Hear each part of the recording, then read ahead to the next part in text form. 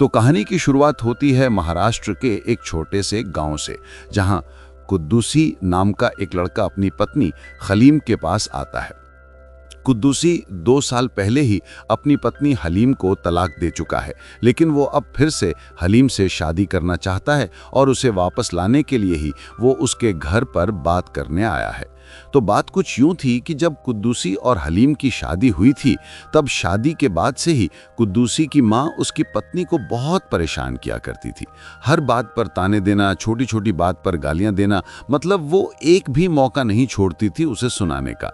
और अगर हलीम गलती ना करे तो भी उसकी गलती निकालकर उसको खरी खोटी सुनाती रहती।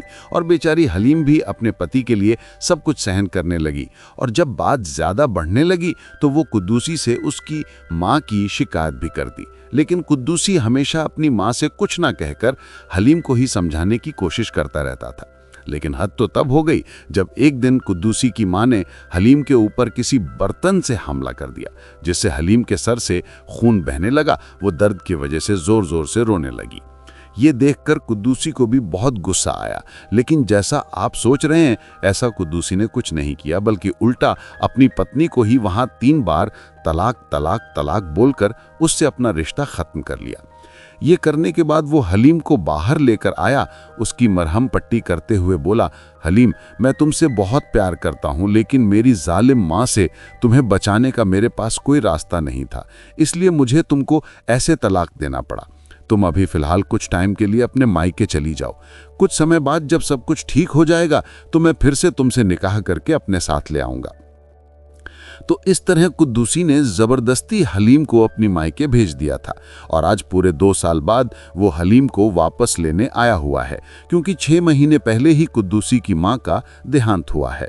खैर, कुद्दूसी अब फिर से अपनी जिंदगी को हलीम के साथ हंसी खुशी शुरू करना चाहता है, और इसीलिए वो हलीम के घर उसके घर वालों से बात करने आया है। अब कुद्दूसी को देखकर हलीम और उसकी मां बहुत खुश हैं। वहीं हलीम भी अपने पति के साथ फिर से नए सपनों को बुनने लगती है। लेकिन हलीम के पिता शेख बालू को ये हरगिज मंजूर नहीं। वो कहता है कि कोई भी मर्द जब अपनी पत्नी को एक बार तलाक दे देता है तो वो फिर से उससे ऐसे निकाह नहीं कर सकता। कुद्दूसी कहता है कि मैंने तो सिर्फ बोलकर तलाक दिया है, कुछ भी कागजों में नहीं है, इससे क्या फर्क पड़ता है। बालू कहता है इस्लाम में भी अपने कुछ कायदे कानून हैं। अब जो हुआ सो हुआ, तुम कुछ वक्त रुको, मैं इसके बारे में पता करके बताऊंगा कि आखिर इसमें क्या हो सकता है। अब अगले दिन बालू ये सारी बातें अपने एक दोस्त को बताता है कि मेरे दामाद ने मेरी बेटी को तलाक दे दिया था, अब फिर से उससे शादी करना चाहता है, तो क्या ऐसा हो सकता है, और अगर हो सकता है तो कैसे।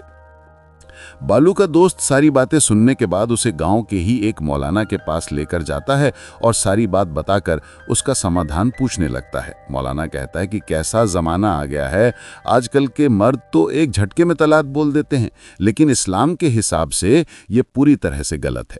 अगर कोई मर्द अपनी बीवी को तलाक देना चाहता है तो एक बार तलाक बोलकर उसे 1 महीने की मोहलत दी जाती है और साथ में कुछ पैसे भी दिए जाते हैं। और अगर इस 1 महीने में भी उनके बीच कोई समझौता नहीं होता तो बाद में वो मर्द अपनी बीवी को दूसरी बार तलाक बोल सकता है। लेकिन आजकल के लोग सेकंड्स के अंदर ही तलाक बोलकर रिश्ता खत्म कर देते हैं। मौलाना कहता है कि अगर आपका दामाद कुद्दूसी आपकी बेटी को फिर से अपनाना चाहता है तो इस्लाम के हिसाब से पहले हलीम को एक और आदमी से शादी करनी पड़ेगी और हलीम को अपने नए पति के साथ वैसे ही जिंदगी गुजारनी होगी जैसे एक पति पत्नी रहते हैं। इसके बाद हलीम का दूसरा पति हलीम को इस्लाम के हिसाब से तलाक देगा और तब जाकर 3 महीने बाद हलीम का तलाक पूरा माना जाएगा। इसके बाद ही हलीम फिर से कुद्दूसी से शादी कर पाएगी। इसी को इस्लाम में हलाला कहते हैं। और इस बीच हलीम प्रेग्नेंट हो गई तो बच्चा पैदा होने के बाद अपने दूसरे पति को तलाक देकर ही वो अपने पहले पति के पास जा सकती है। सही मायने में हलाला के पीछे एक बड़ा रीजन है, क्योंकि इस्लाम में मर्द जब चाहे तो 3 बार तलाक बोलकर अपनी पत्नियों को छोड़ देते हैं और फिर वही मर्द अपनी उन्हीं पत्नियों के पास वापस आना चाहते हैं। और उन जैसे पतियों के लिए हलाला एक बहुत बड़ी सजा है।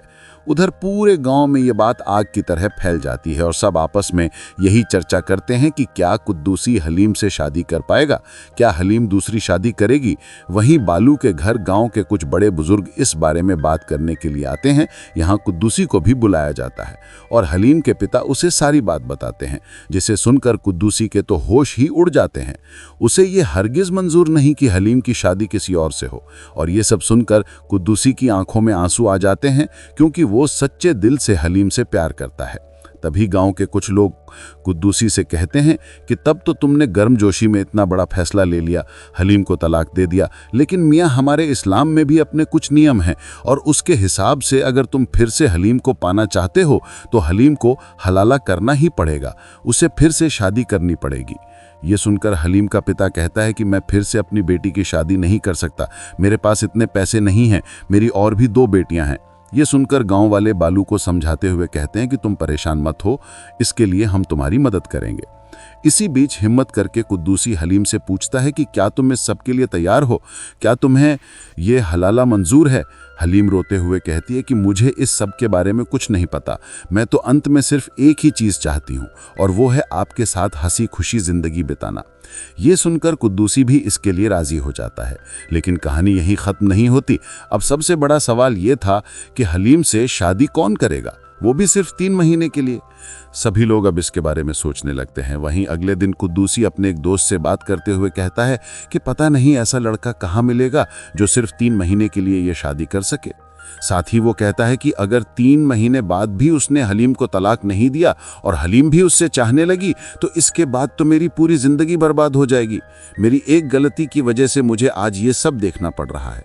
तभी कुद्दूसी का दोस्त उससे कहता है कि यार ऐसा मत सोचो, ऐसा कुछ नहीं होगा, हलीम भाभी भी तुमसे उतना ही प्यार करती हैं जितना तुम उनसे करते हो। उधर सभी लोग फिर से बालू के घर जाकर लड़के के बारे में पूछने लगते हैं, लेकिन बालू कहता है कि अभी तक उसे ऐसा कोई भी लड़का नहीं मिला। तभी वहां बैठा सरपंच कहता है कि क्यों ना हम हलीम की शादी अपने मौलाना से कर दें, मुझे यकीन है वो इस मुश्किल घड़ी में हमारी मदद जरूर करेंगे। और इस पूरे गांव